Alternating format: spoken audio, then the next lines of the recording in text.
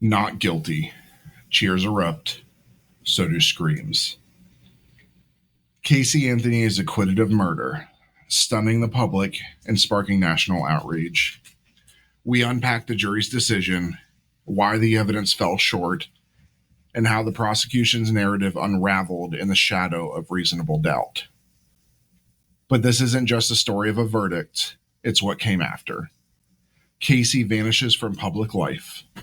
Protesters demand new laws. Investigators like Gerardo Blois release books claiming the jury never heard the full truth. Then years later, Casey resurfaces, not as a defendant, but as a legal advocate on TikTok, claiming she's found a new voice. This is Scarlet Tavern. All right. Ben's always so aggressive with that. I didn't do anything. Gonna break the glasses. Hey, I put it in the middle. You both are the ones who You always. Yeah, we go like this, and then you're the one that charges head for. No, I deny this. This is all false news. Fake news. You are looking pretty orange. He has more hair than you do, though. Yeah, fake or not. So, on the humid morning of July 5th, 2011, as the sun rose over central Florida, anticipation hung heavy in the air around the Orange County Courthouse. Spectators had lined up in the early hours, buzzing with speculation and nerves. Reporters stood poised in front of their cameras, prepared for what many assumed would be a foregone conclusion: a guilty verdict in the trial of Casey Anthony. Few cases in American history had drawn such intense public scrutiny. Fewer still had so deeply polarized the national consciousness. Inside the courthouse, the tension was palpable. The courtroom was packed with journalists, legal analysts, family members, and court officers who had spent 6 weeks immersed in a trial that exposed every fracture in a deeply troubled family and captivated a nation with its mystery and grief. Seated quietly, almost motionless, Casey Anthony looked on as the jury filed in.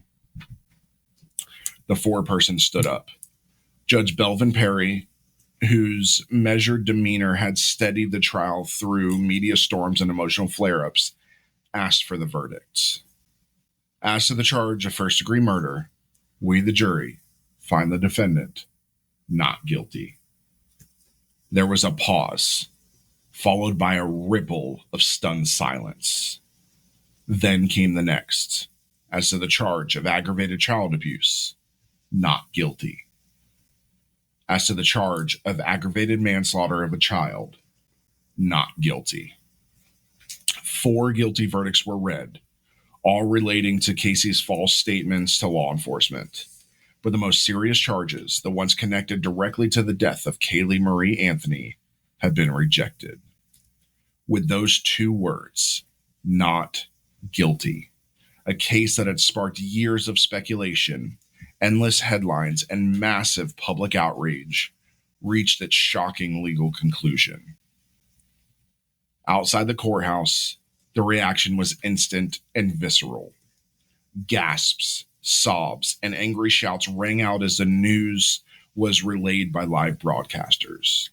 Protesters who had been camped out for days stood in disbelief. Many held handmade signs featuring Kaylee's face. Others broke down in tears. One man shouted, "She got away with murder." A chant soon followed. "Justice for Kaylee. Justice for Kaylee." Across the country, televisions were tuned to the breaking news. Social media exploded. Twitter servers saw a massive surge with over 1 million tweets in the hours following the verdict. Legal experts were summoned to explain how the jury could have possibly reached this conclusion, while anchors and commentators debated the difference between courtroom justice and moral culpability. The jurors had deliberated for less than 11 hours, a relatively short amount of time for such a complex case. That fact alone fueled speculation. Had they dismissed key evidence too quickly? Had they been overwhelmed by reasonable doubt? Later, when members of the jury spoke publicly, they revealed that while they found Casey Anthony's behavior suspicious, the The prosecution had failed to provide concrete proof of how Kayde died or who was responsible. Well, maybe if we got the body before 31 fucking days. Yeah. One juror, who later gave an anonymous interview, said, "We were sick to our stomach to get that verdict. We were crying, not just the women. It was emotional, and we weren't ready to return a verdict, but we had to go by the law." Listen, if you're not ready to return a verdict, then you don't return a verdict. You debate for 3 days if you have to. Another juror said she believes something happened to Kayde, but there simply wasn't enough evidence to convict Casey beyond a reasonable doubt. The decision inflamed public frustration with the limits of the justice system. It echoed the cultural shockwaves seen during the O.J. Simpson trial in 1995, a moment when public consensus diverged sharply from a jury's decision. In both cases, the weight of celebrity, media coverage, and emotion collided with the cold structure of criminal law. And yet, in the eyes of the law, the verdict was final. The words "not guilty" may have freed Casey Anthony from the threat of a life behind bars or a death sentence, but they didn't bring her peace. As the courtroom emptied, she was led back to her holding cell. The world outside turned against her. She would walk free within days, but she would do so into a storm of public loathing and relentless scrutiny that no legal acquittal could protect from her. In the public's mind, the trial might have ended, but the reckoning and the conversation was only beginning. And then for those wondering, the reason that she wasn't just let go is, number one, paperwork. Mm-hmm. So it takes usually 2 to 3 days to get somebody out of prison. It doesn't happen immediately. The paperwork has to go through, blah, blah, blah, blah.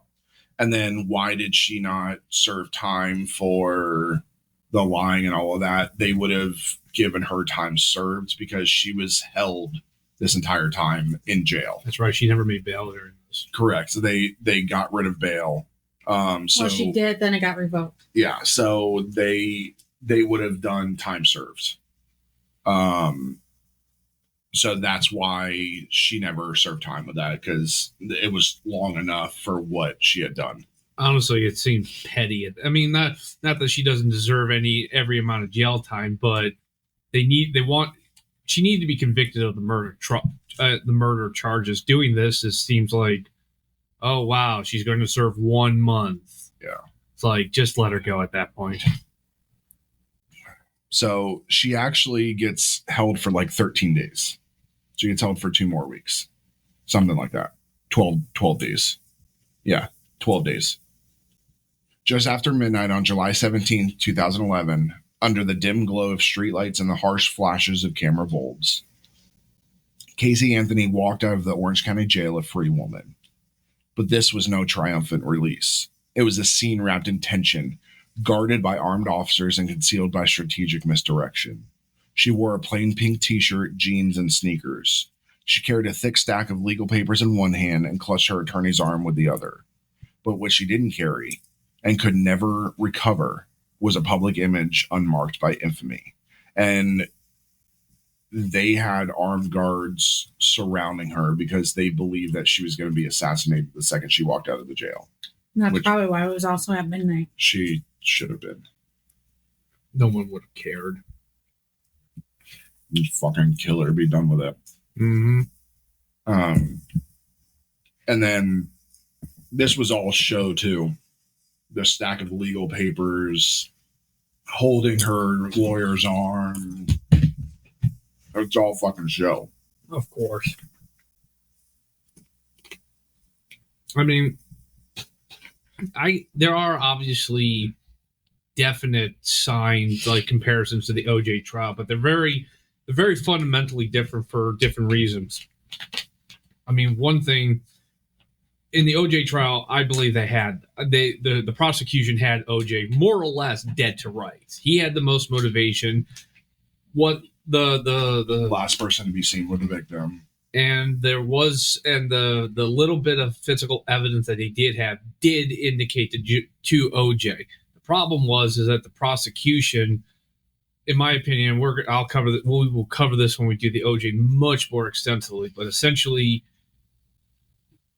the defense of OJ treated like this is the all-star game of the year. The prosecution treated like this is just a normal Monday Yeah. They just did not think it was like, oh yeah, whatever, we'll just assign whoever to this. Who's up to do it? In this case, though, I don't think the prosecution had a case for Casey Anthony. Not really. They had her as being a bad mother, and it was pretty clear as we just saw. The jurors believe she was most likely responsible. There's just how is the debate. Outside the jail, a volatile crowd had gathered. Some had arrived hours earlier, camping out, holding protest signs and chanting Kaylee's name. Law enforcement braced for unrest. Many in the crowd erupted in jeers and chants as Anthony exited the jail. Baby killer and justice for Kaylee echoed in the early morning air. Police quickly whisked her into a waiting SUV, part of a coordinated escape plan to outmaneuver the press and the public. Her release was carefully orchestrated, but the fallout would be far harder to control. The logistics of her re-entry into the world were nothing short of extraordinary. Casey Anthony's defense team knew that any public appearance could pose a serious safety threat. In fact, there were documented death threats against her, and police were made aware of several online groups advocating vigilante action. To prevent this, Anthony was flown by a private jet to an undisclosed location, believed to be far from Orlando. For days afterward, reports swirled about her possible whereabouts: Ohio, Arizona, even the Bahamas, but none were confirmed. Wherever she went, she vanished into near total seclusion. But freedom for Casey Anthony was not liberation, it was exile. Her notoriety made normal life impossible. She couldn't go to the grocery store or sit in a restaurant without risk.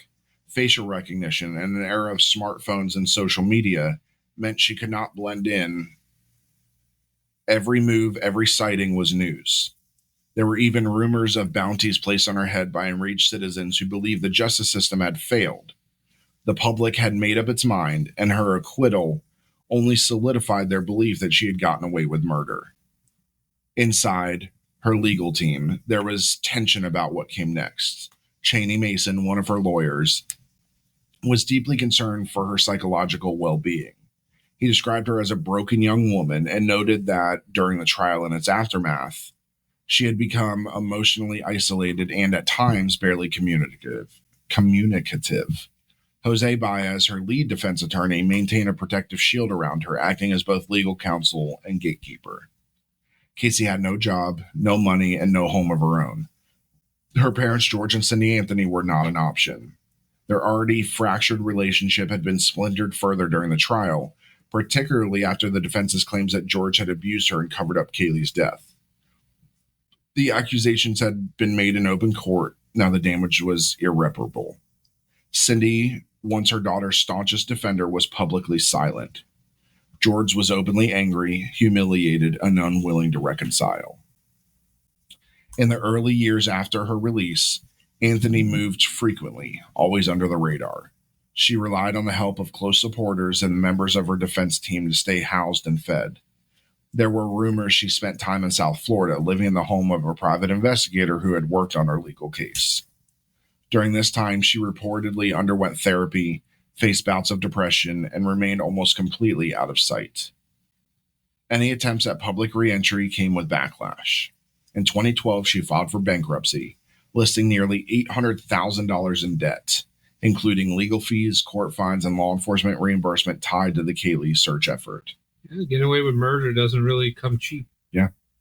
Crime doesn't pay. No, it really doesn't. The filing drew immediate media attention and renewed criticism, especially from those who believed she was refused at the time. Her name was now permanently attached to tragedy. Even when she wasn't speaking, others were.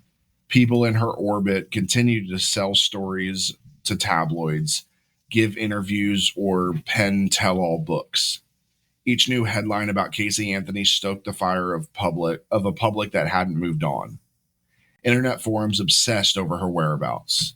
Public outrage became a form of justice in itself.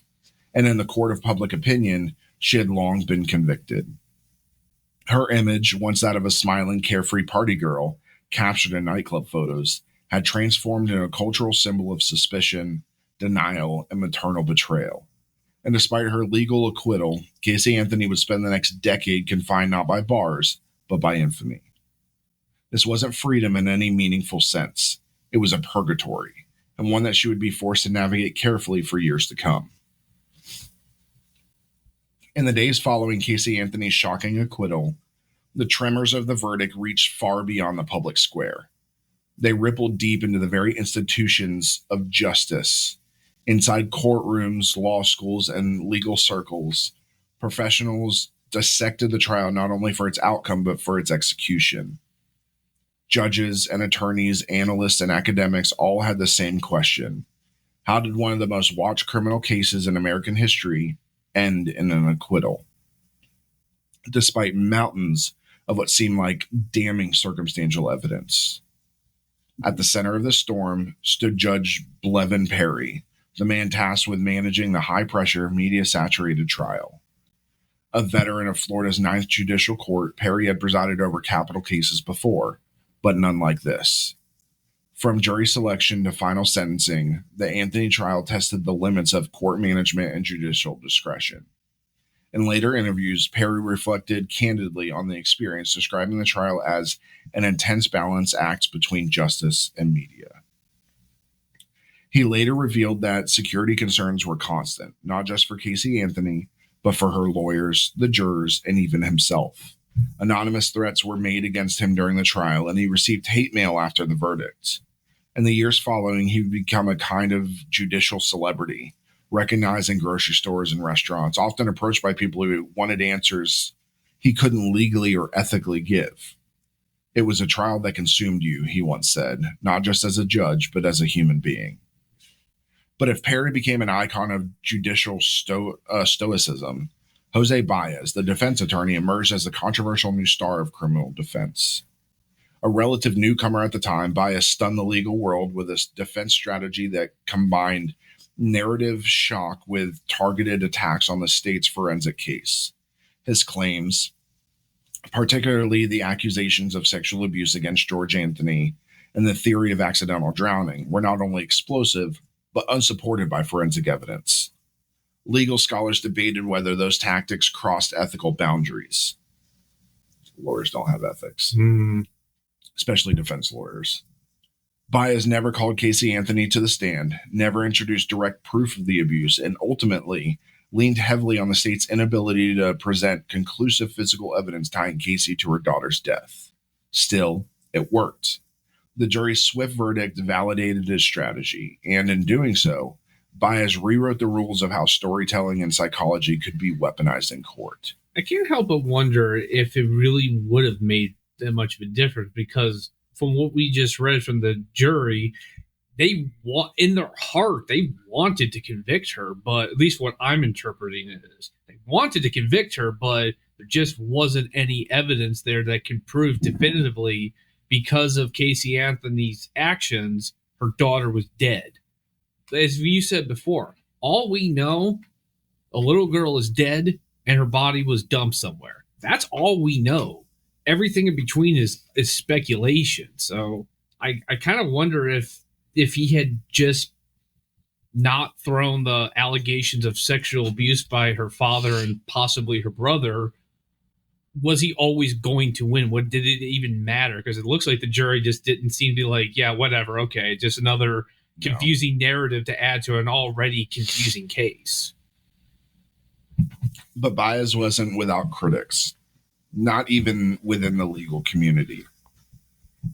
Prosecutors and public defenders alike argued that he had turned the courtroom into theater, leveraging scandal over substance. Even members of the bar questioned the wisdom of making such wild claims without evidence. Yet no one could deny its effectiveness. He became a fixture on cable news and later penned a book, Presumed Guilty, which detailed his version of the trial and thrust him into the realm of high-profile defense attorneys nationwide. On the opposite side of the courtroom, Jeff Ashton, the lead prosecutor, felt the sting of the verdict perhaps most personally.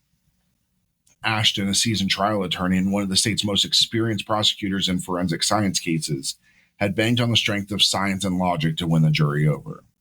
His closing arguments emphasized motive and character, portraying Casey Anthony as a selfish young woman who viewed Kayde as an obstacle to her freedom. After the trial, Ashton was publicly devastated. In interviews, he expressed disbelief that the jury had failed to convict, stating that the circumstantial case was overwhelming. His faith in the jury system remained intact, but the decision haunted him. Months later, Ashton retired from the state attorney's office, but not from public life. In 2012, he ran for and won election as state attorney in the same circuit where he had prosecuted Casey Anthony, unseating his former boss in the process. Internally, within law offices and courtrooms across the country, the Anthony case became a landmark in prosecutorial caution. Legal educators use it as a case study in how overcharging and a lack of direct evidence can backfire, even with a compelling emotional narrative. Some prosecutors quietly admitted that seeking the death penalty may have been a strategic misstep, that had the state gone for a lesser charge like second-degree murder or aggravated manslaughter alone, a conviction might have been more likely. I mean, it seemed like the prosecution was also trying to get headlines. You have a cute, adorable girl who has been missing by her negligent mother. They find her dead in the woods by the grandparents' house.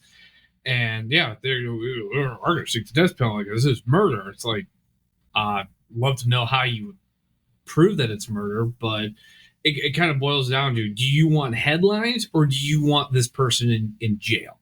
Yeah. Because if you want in jail, like I said, manslaughter, it's a lot easier to prove, because the manslaughter, it undercuts the defense's theory of it was an accident and she panicked.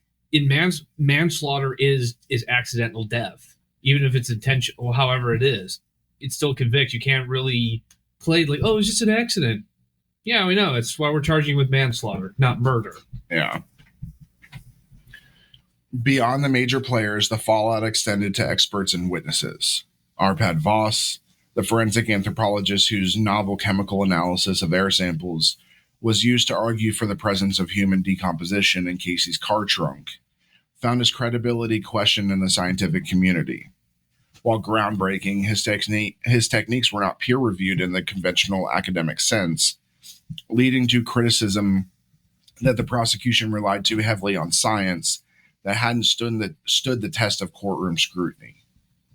Even software developers who created programs used to analyze search terms on the Anthony family computer were dragged into the debate. After it was revealed that the much-touted chloroform searched 84 times claim was a misinterpretation of the data, the true number being just once, both sides faced credibility questions. It was a harsh reminder that the digital forensics, though powerful, required meticulous verification. The aftermath of the trial had an unusual ripple effect on legal reform as well.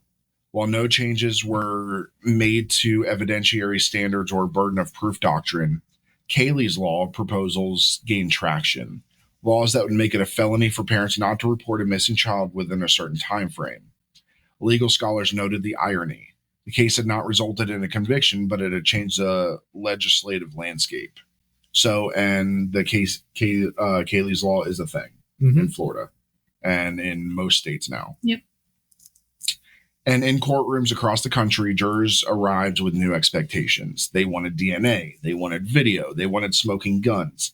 Many prosecutors began referring to this as the CSI effect, a phenomenon that Casey Anthony's trial supercharged. The idea that jurors, influenced by television, social media, and cases like this one, had raised the bar for what they considered proof beyond a reasonable doubt. Can't help but feel that if this had happened, say this happened like maybe 20 years before the time frame, would she have been convicted? Yes. She would have.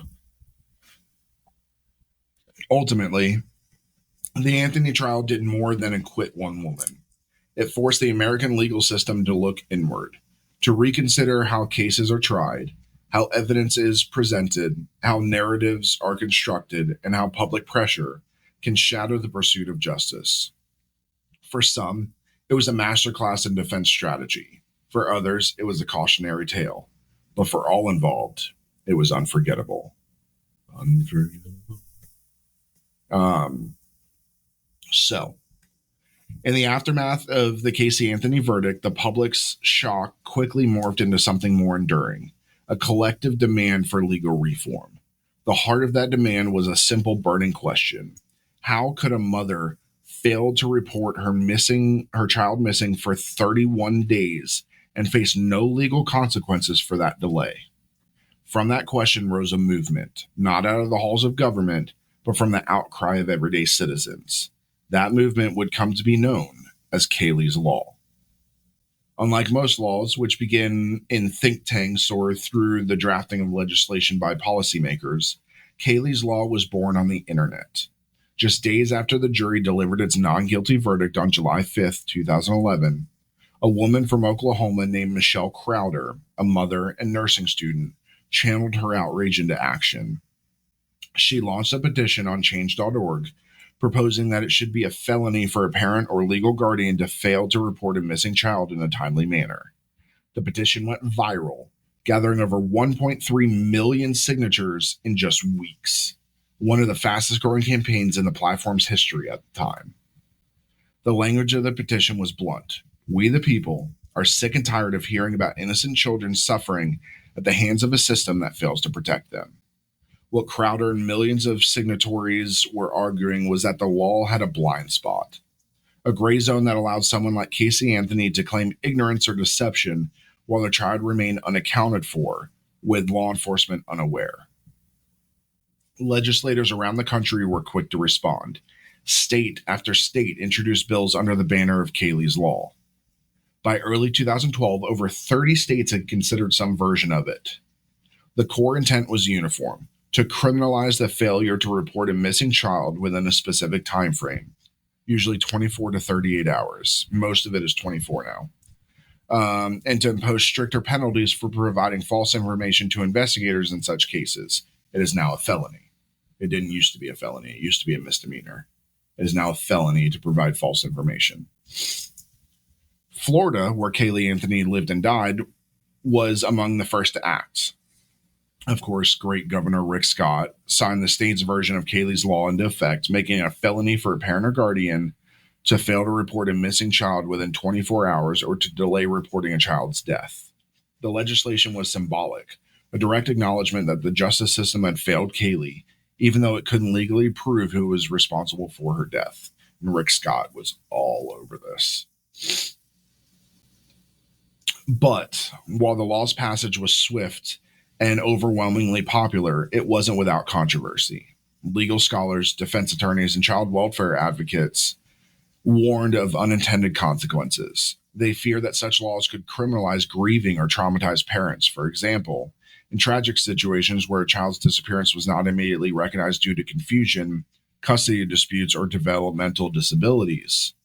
Others worried the law could encourage false reporting out of panic, jamming up an already overwhelmed system with non-emergency calls. There were also questions about enforcement. Would prosecutors really charge a parent with a felony after waiting 25 hours instead of 24?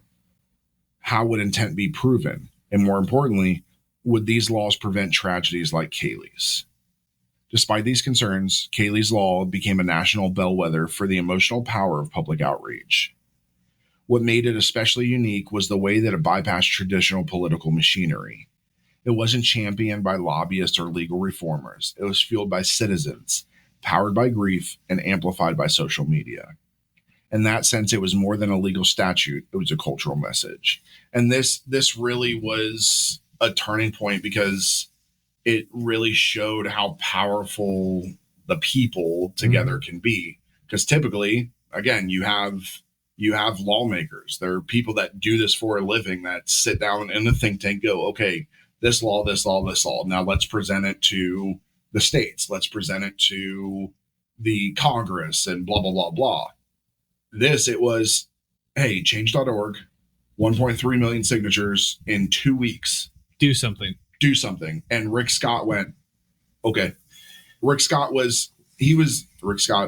a iffy. I don't know much about him. He was an iffy governor, but when it came to this, he was the governor during this whole thing. When it came to this, Florida was the first state to take Kaylee's Law in, and he jumped on it. ultimately, I feel like Kaylee's Law was meant for police, because think about it. If so much time went so far between when they discovered Kaylee was missing, all hopes, obviously, beyond the obvious, okay, we're not going to find her alive, but now there's no evidence. As we already was always very clearly said, only thing the police were able to figure out realistically was the girl's dead. That's realistically all the police were able to really prove. She's dead. How'd she die? I don't know. We don't know. We don't know. We have theories. We have most likely, like, what's more likely than not, but ultimately it's all academic. That's why I feel like Kaylee's Law is there, just to make sure that the cops at least have a chance, not only just to find the child if it's missing, because again, there have been cases of children going missing and still being found alive, but at the very least, it allows the police a chance to get justice if ultimately the child is killed. Because if they had found Kaylee within a week of her disappearing, we would know definitively what happened to her, or at least have a better idea. In some states, the law sparked even broader reforms. In New York, a version of Kaylee's Law was folded into a larger child protection initiative. In Texas, lawmakers used it as a springboard to strengthen penalties for endangering children in other ways, such as leaving them in hot cars or exposed to known abusers, which Florida did the same thing. The ripple effect was clear. Kaylee's Law reshaped the national conversation around parental responsibility, child protection, and the ethical boundaries of the justice system. Perhaps most profoundly, Kaylee's Law created a new expectation in the public mind, where once a missing child case was viewed as complex and often circumstantial, the Anthony case made delays and inconsistencies feel like red flags. Law enforcement agencies began developing more robust missing person protocols, emphasizing earlier intervention and faster community alerts. Nonprofits like the National Center for Missing and Exploited Children saw surges in support and inquiries about what to do when a child disappears. And of course, that's when we go into Amber Alerts, and you've got, each state has their own version of an Amber Alert. It's not called Amber Alert across the whole country. Every state has a different version. In Florida, we call it an Amber Alert. I think New York has one too. It's called Amber Alert. It is called Amber Alert. Wisconsin's Amber Alert. I think we had one in Mass and South Carolina when we lived there, and they were both Amber Alert as well. Yeah. Pretty sure it's nationwide. It's Amber. It has the ability to override your phone and scare the hell out of you. But that's a reason for that. Yeah. So Georgia calls it Levi's Call. It's known as, so in Hawaii, it's the Miley Amber Alert for Miley Gilbert. In Arkansas, it's the Morgan Nick Amber Alert for Morgan Nick. Rachel Alert in Utah. Monkey's Law in Idaho for a kid that went missing called Michael Monkey Joseph Vaughn. Aww. So it's all the same, but every state has their own version based off of specific children.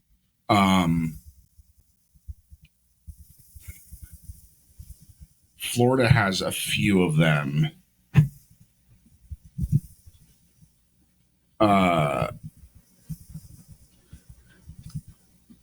We had another one. I forget. So it is the Amber Alert, but there is another one, and I don't remember what it is. But it's based off of what's his name that did America's Most Wanted. Oh God, why am I not remembering that guy's name? John Walsh. Adam Alert, that's what it is. Sorry. That one, I just looked it up. It's primarily for like businesses and stuff. So,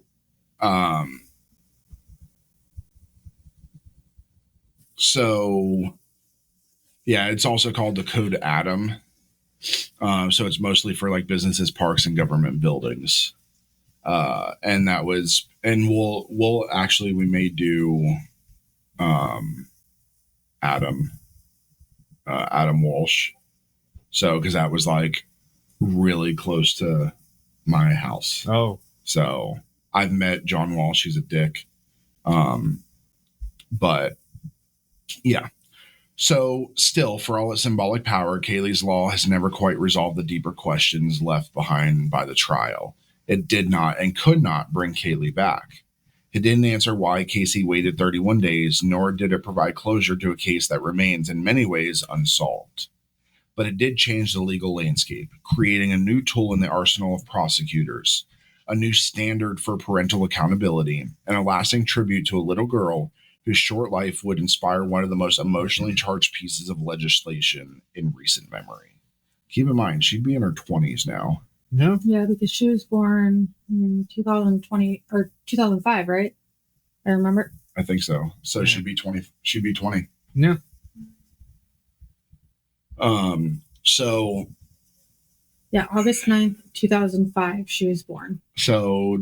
August would be her 20th birthday. When the courtroom doors closed behind her in July 2011, Casey Anthony walked into a world that no longer saw her as a private citizen. Acquitted of murder, yet publicly condemned, she became a paradox. Legally innocent, but morally convicted in the court of public opinion, which, to some, is more important. The woman once described as the most hated in America was released in the dead of night under tight security, her location undisclosed for her own safety. But freedom for Casey Anthony was never synonymous with peace. For months that followed her release, Casey disappeared from public view entirely. There were no interviews, no public statements, no attempts at explanation. The silence only fueled speculation. Where was she living? Who was supporting her? Was she hiding or planning something more strategic? The truth was more mundane and in many ways more revealing. She had no home of her own, no job prospects, no source of income. She was utterly reliant on the small network that had stood by her during the trial, including private investigator Patrick McKenna, who would later play a significant role in her quiet transformation. By 2013, more than a year after the trial, her financial troubles reached a breaking point. Casey filed for Chapter 7 bankruptcy in Florida, listing a mere $1,084 in assets and over $792,000 in liabilities. Good Lord. The bulk of that debt was owed to the Orange County Sheriff's Office, the prosecutors who had brought her to trial, and her own defense team. The bankruptcy documents painted a stark portrait. Casey had no income, no job, no savings, and no way forward. She claimed she had been living off unsolicited donations from supporters and friends, a telling phrase that suggested both dependence and isolation. But the bankruptcy filing wasn't just about clearing debts. It also served as a legal strategy. At the time, Anthony was facing multiple civil defamation lawsuits, including one from Zenaida Fernandez Gonzalez, the woman whose name Anthony falsely used when claiming a nanny had kidnapped Kaylee. Gonzalez argued that the lie had ruined her life, dragging her into a media firestorm. By declaring bankruptcy, Anthony sought to avoid liability for damages that could have extended beyond her already insurmountable debts. The strategy worked. The case dragged on, but ultimately fizzled out as the court struggled to assign tangible damages. During this period of near total disappearance, Casey reportedly remained in Florida, often under assumed names and rarely venturing out in public. Reports circulated that she had undergone minor cosmetic procedures to make herself less recognizable. Nothing dramatic, but enough to shift a glance away. Although we know she did not, because now that she's been on TikTok, she looks exactly Yeah, the she same. does. So she did not. When she did go out, she wore baseball caps and sunglasses, accompanied by friends or security. Yet even under the radar, Anthony could not escape infamy. Tabloids routinely published quote-unquote sightings, and paparazzi stalked her alleged safe houses. She became a ghost with a face everyone remembered. Slowly, over the years, she began to step back into the world, but not as the same woman who had once declared she was going to party after being released from jail. The Casey Anthony of the 2020s reemerged under a new persona, not as a defendant, but as a legal advocate. I'm sorry, I just threw up a little in my mouth. Working as a research assistant and case reviewer for Patrick McKenna, the same investigator who helped secure her acquittal, Anthony began to involve herself in private investigation work. McKenna specialized in wrongful conviction cases, and sources close to the team said Anthony took part in reviewing documents, timelines, and case files. In interviews, she would later describe this work as a way to give back, and perhaps more importantly, as a path toward legitimacy. In 2020, nearly a decade after the verdict, Anthony quietly launched a private investigation firm registered in Florida under the name Case Research and Consulting Services, LLC. Though the company did not appear to take on active clients, at least not publicly, the move symbolized something deeper, a formal claim to a new identity. Casey Anthony, once the defendant, was now branding herself as someone with legal acumen, as someone who could help others navigate the very system that nearly sentenced her to death. Her digital rebranding came next. In 2022, she appeared in the Peacock documentary Casey Anthony, Where the Truth Lies, multi-part series in which she gave her first in-depth interview in over a decade. The documentary was polarizing. For some, it was a desperate attempt to control the narrative. For others, it was the first time Anthony had publicly explained her version of events in full. She maintained her innocence. She reiterated that Kaylee had drowned, that her father George Anthony covered it up, and that she had been abused. The claims were, once again, unsubstantiated, and her father continued to deny all allegations. Yet the documentary accomplished something else. It reintroduced Anthony as a woman who believed she had been wronged, not just by the legal system, but by the public that never stopped accusing her. In March 2025, she took her visibility even further, launching a TikTok account and a Substack newsletter under her own name. She called herself a legal advocate, a researcher, and an ally of the LGBTQ and women's rights communities. She presented her new platform as a place for advocacy, legal education, and personal storytelling. Subscriptions were offered at $10 a month or $100 annually, with some content available for free.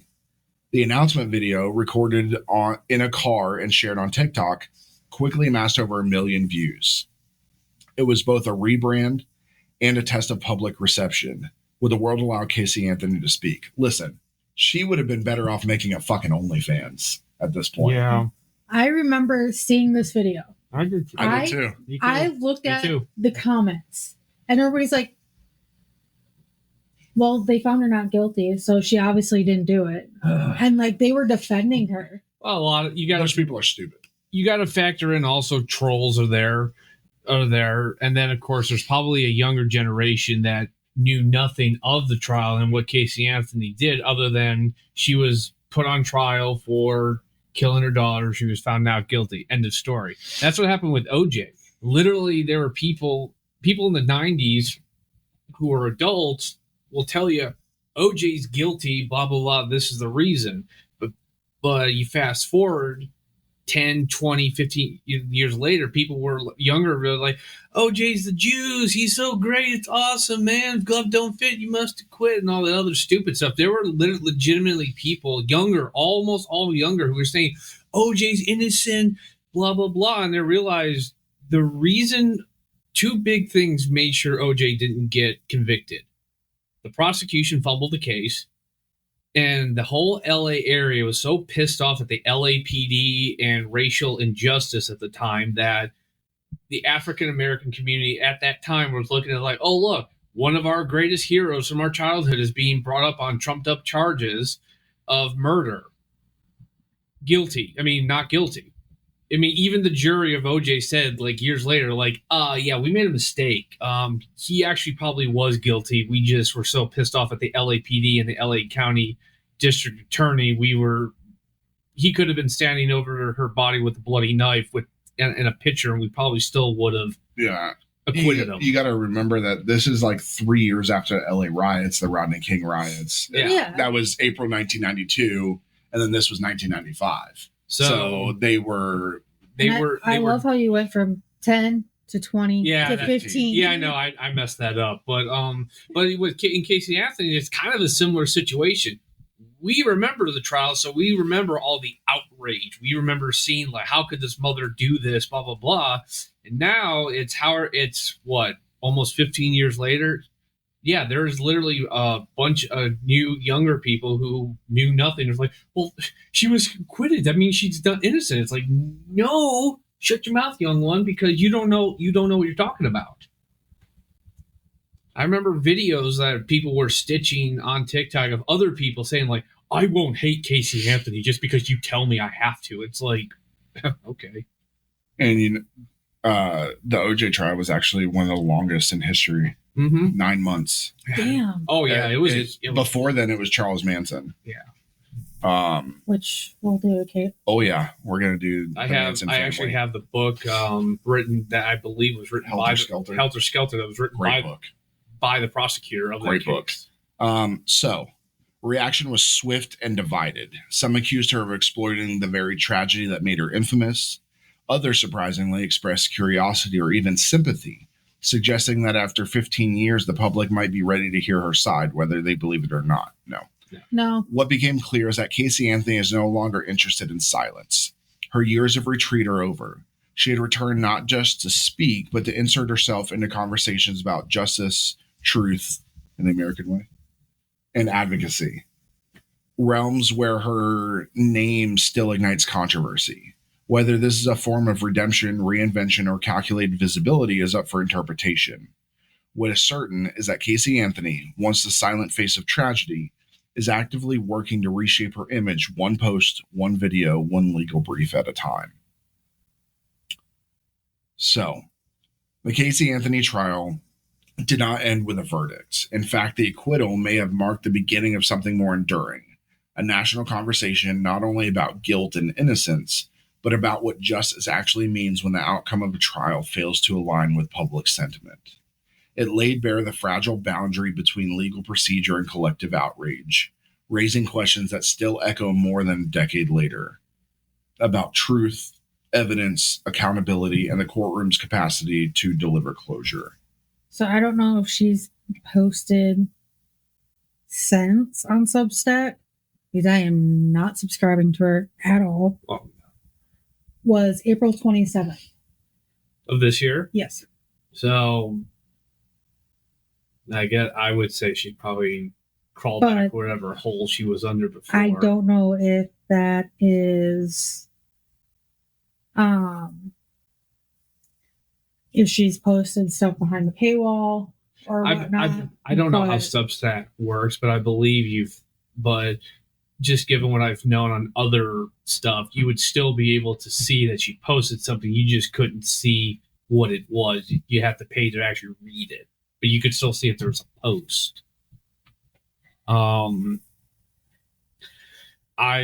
don't know how she must have thought this was such a good idea all on her own, because no PR firm would have in their right mind would tell her, yeah, try and do this. This will be a great idea. Yeah, great. Because nobody's ever going to forget her or what she did. She could be 90 years old on her deathbed and people will still be lined up to spit on her just before she goes. I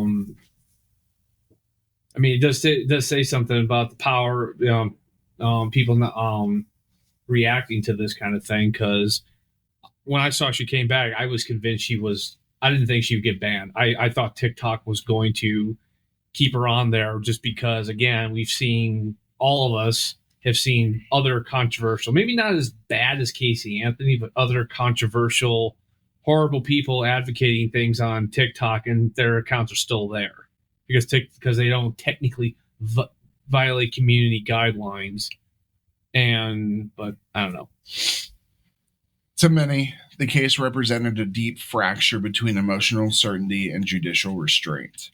There was a child who had died. There was a mother whose behavior by any social measure appeared erratic, deceitful, and often disturbing.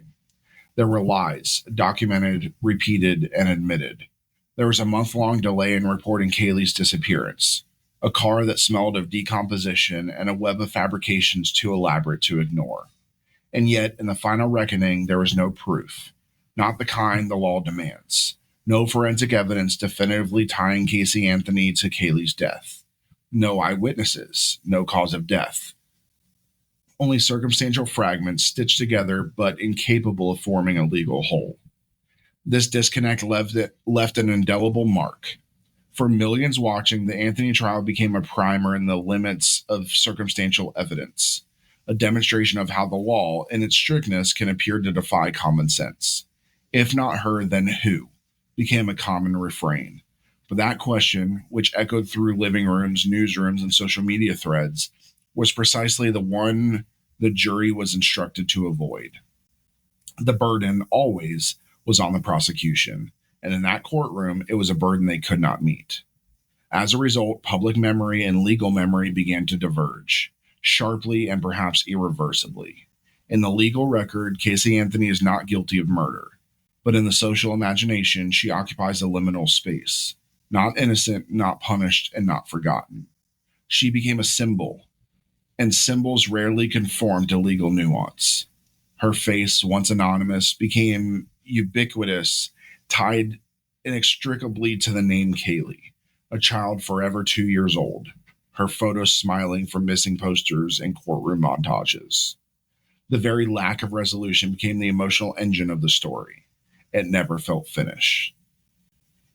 The case's legacy also extends to how we talk about criminal justice in the age of media saturation. This was one of the first major trials consumed in real time by a digitally connected audience. News anchors provided nightly analysis. Twitter erupted with opinions during courtroom testimony. YouTube compilations recapped the day's developments. Every gesture, every tear or lack thereof was scrutinized by a public acting as a jury of millions. And unlike the courtroom, where rules of evidence and due process still hold, the public court is ruled by emotion, spectacle, and reaction. In this environment, the traditional ideals of the justice system, impartiality, burden of proof, and presumption of innocence, collided with the reality of public narrative. The trial became not just a legal proceeding, but a cultural phenomenon, a tabloid obsession, a true crime prototype for a new kind of media moment. And in that moment, Casey Anthony came to embody something larger than herself: the fear of injustice, the pain of a child's death, the frustration of unanswered questions. But there's another layer to the legacy: the very real psychological toll on the actors within the system. Jurors, later interviewed under conditions of anonymity, described sleepless nights and emotional trauma. Some expressed that they believed she had something to do with Kaylee's death, but that believing and proving are two different standards. One juror later said, "I did not say she was innocent. I just said there wasn't enough evidence." It's a distinction often lost in the fervor of public discourse. The same dissonance extended to those who worked the case. Investigators like Gerardo Blois, who processed the infamous card trunk and later authored a book on the case, have spoken about the personal weight of the trial. Judge Blevin Perry, who presided over the trial, said the experience transformed his understanding of how closely a community and a country can become entangled in a single verdict. He also spoke to the fine balances judges must strike, the legal integrity of the courtroom versus the looming pressure of national attention. For scholars and law and media, the Anthony case remains a case study in reasonable doubt versus moral judgment, and how those concepts diverge in the American psyche. It is frequently cited in university courses on legal ethics, forensic science, jury psychology, and media studies. It is often compared to other high-profile trials like the O.J. Simpson and Amanda Knox, where acquittals also failed to settle the larger question to the public's mind: what really happened? But unlike those cases, the Anthony trial left behind a more fragmented aftermath. No alternate suspect was ever seriously considered. No follow-up investigation resolved lingering questions. There was no civil trial for wrongful death. No confessions, no forensic breakthroughs. What remained was silence, and a void filled with speculation, books, documentaries, podcasts, and online sleuthing. In the end, The legacy of this case is defined not by what it resolved, but by what it left unresolved. It is a story that resists near endings, one that continues to haunt public consciousness precisely because of its ambiguity. The death of Kayde Anthony is a wound that was never stitched closed. The trial may be over, but the emotional and cultural aftershocks continue to ripple outward. Justice in this case was not about vengeance, nor was it about closure. It became a lesson in restraint, in constitutional fidelity, and in the high price of uncertainty. It challenged the nation to confront the uncomfortable truth that sometimes the law cannot fix what the heart already believes is broken. So, the jury's decision may have concluded the legal process, but it did not resolve the story. In the courtroom, the trial ended with a verdict, not guilty, yet outside its walls, a different kind of reckoning had just begun. Kayde Anthony stepped back into a world forever altered, carrying the burden of public judgment even as she walked free under the law. Kaylee's name became a rallying cry, her memory woven into the candlelight vigils, state legislation, and the heart of millions who never knew her. In the wake of the verdict, we witnessed a legal community grappling with its own limits, a family fractured beyond repair, and a mother reshaping her identity in the shadow of a tragedy that remains unresolved.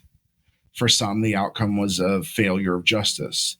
For others, it was proof that our legal system, for all its flaws, upheld the highest standard of proof and protected it with unyielding resolve. But as the headlines faded and the public's gaze shifted, one truth lingered. The silence that follows the verdict is often louder than the testimony that preceded it. The courtroom is closed. The cameras are done, but the questions still echo unanswered and perhaps unanswerable. From the moment Kaylee Marie Anthony was reported missing, the world became captivated by a mystery that was never just about facts. It was about belief. Belief in justice, belief in innocence, belief in guilt. Over 4 episodes, we've examined the case from its tangled beginnings to its controversial end. We've peeled back the layers of family dynamics, investigative missteps, prosecutorial choices, defense strategy, media intrusion, and the vast, often unseen machinery of the American justice system. This was never just a trial. It was a cultural moment, one that blurred the lines between law and emotion, between truth and performance. It asked us not just to listen, but to judge. And in that act of judgment, we were forced to confront the uncomfortable space between what we know, what we can prove, and what we feel.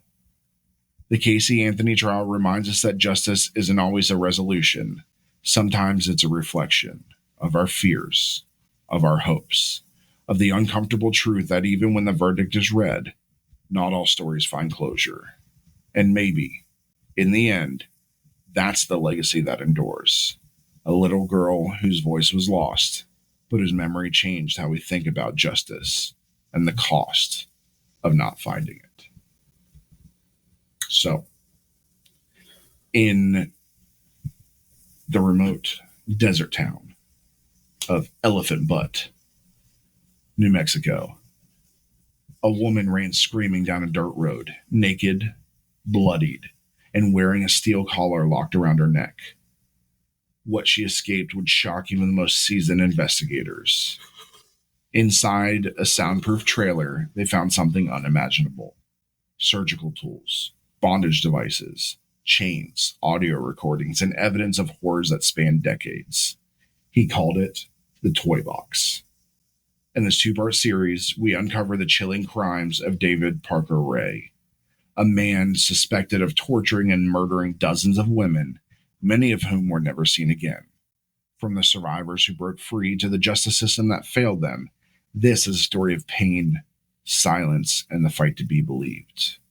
No bodies, no confessions, no graves, just the truth buried in sand. So, with that, we want to thank you for visiting the Scarlet Tavern. Please remember to push in your glasses, turn in your glasses, push in your seats, and as always, tip the bard. Good night, everybody. Good night. What was that? Your hand is like all the way. There we go. Something like that.